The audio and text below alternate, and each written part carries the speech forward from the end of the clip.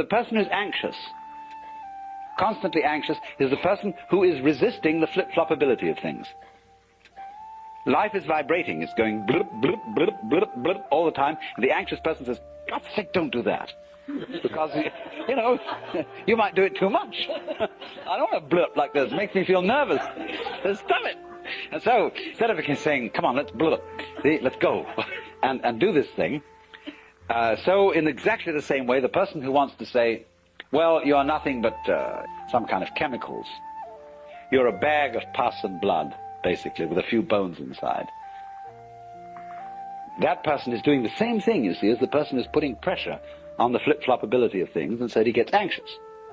Think about your friends and the people who are philosophical and enthusiastic materialists. They're always going to pose themselves as a certain kind of hero. After all, you're just a dreamer, but I face facts. See? I'm a hard-headed realist. And as a matter of fact, I'm an intellectual porcupine. I have my prickles out all over the place, because I'm the kind of person who, in the academic world at any rate, is full of rigor. I ask, what precisely is the evidence about this? And I'm analytical. And I don't like woolly and vague thinking. I like it clear-cut. And you can see that porcupine's bristle going right through like that. See, well, this is a personality type who wants to play that role, whose message in saying all this jazz is, I'm the kind of person who is all dry as a bone. But I believe that that is strength, and that's reality. And another kind of person says to him, oh, you are intolerable. You're so dry, you're so dull, you rattle, you don't have any juice in you.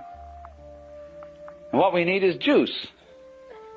And we need flow. We need lilt and rhythm and gaiety, you see. So that's an opposed mythology. And that's another character part you're going to play. So we've got to consider these are games. The kind of roles we play are the kind of games we play. So, but the question is, which is the optimal game? Certainly we can't do without some prickly people, because life is prickles and goo. And it's basically gooey prickles and prickly goo, but the gooey people are always trying to make out that it's only goo, and the prickly people are always trying to make out it's only prickles. Now we do need both, see? But the question is fundamentally, which game works better? The game that resists the vibration, the flip-flop, or the game that goes with it? Obviously, the game that goes with it, that cooperates with the general scene, will be a longer game and a more amusing game than one that totally resists it. I said totally, advisedly, because it's great fun to resist it at times. See, it's just like when somebody massages you, you know, and they're really expert and those fingers are just vibrating like this on your back. You can give and just go whoof. But it's also fun sometimes to tighten yourself, your muscles against it, so as to feel the full impact of this thing, you see? The real point I want to get across is that what seems to us the hard-boiled common sense of a mechanistic view of the universe is nothing other than a myth. You don't have to be taken in by this, because there is no more solid argument that that is the way things are than any other argument about any other way things might be. Now, it goes like this. Think of the idea of limits. We'll take different limits this time. We'll take one limit on the right hand here as consciousness. Extreme, lively sensitivity. And on the other hand, we'll take the opposite limit, which is geological. The stone, the blind energy, the electrical force without any consciousness whatsoever. These are observable things. We see the living human being on one extreme, and we see the stone or the fire on the other. Now, our 19th century mythologist wants to describe this limit in terms of this one. He wants to say that consciousness is nothing but a very complicated form of minerals. Why can't you go the other way and just as easily say minerals are a very simple form of consciousness? That works, doesn't it? I mean, after all, here's this mineral.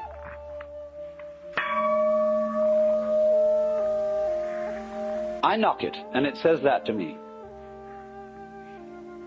This is a rudimentary form of consciousness. This thing inside is not making a noise to itself, because that requires ears. But in some way, this thing is going to itself. It's shaking like that. And that's its consciousness, its response, its resonance. It isn't totally unconscious, but its consciousness is extremely simple. Now, you may think I'm spinning fairy stories. But is that any more of a fairy story than to say that your consciousness is nothing but chemistry? I mean, you think you're conscious, and that you have this high and mighty state of affairs, but actually, of course, if we look at this very realistically, all this is just colloidal substances bubbling around. Both that story and the other story can be made to seem equally fanciful. But the question is this: if I say about the gong, look, my friend, I respect you because you are a little bit conscious. You relate to me, you're kind of a younger brother. Then there's something endearing and warm about this attitude to things. Whereas if I say, you're just a piece of metal, and as a matter of fact, I'm just a piece of metal too, that's a kind of insult. Now, the people who believe that are really suicidal maniacs. They want to put themselves down. They are against their own life, and they take a great pride in being that way, and they call it being realistic.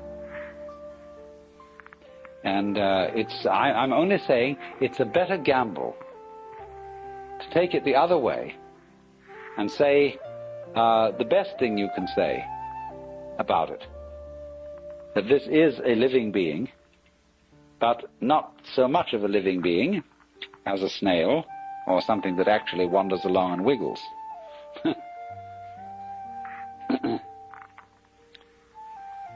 So you see, the pressure upon us of the whole mythology of the 19th century, the whole attitude of putting down the universe because the previous myth had been too uncomfortably alive, is simply a way of looking at things.